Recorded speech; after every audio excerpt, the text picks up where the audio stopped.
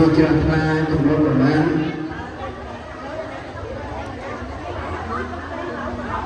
ប៉ុន្តែខ្ញុំសូមជម្រាបដល់យើងតាមដែលមានសភាចូលច្រើនស្អែកកំខានថាយើងនឹងឡើងទៅបញ្ចេញនៅផ្លែផ្កាឬនៅប្រកាសសិននៅព្រះវិហាររួចស្រេចហើយ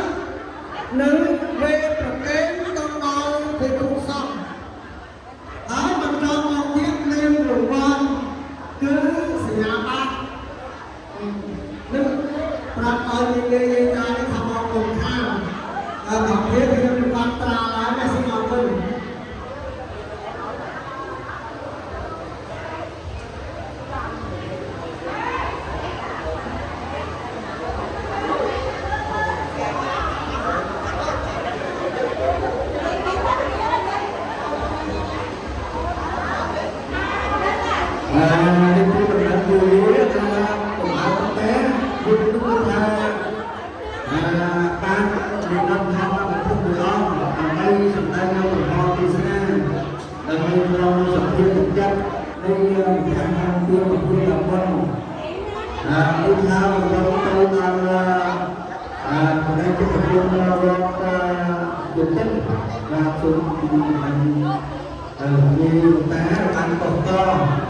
ដើម្បីនឹងមកផងមកទៅទាំងអស់ពីដែលប្រព័ន្ធទេសនា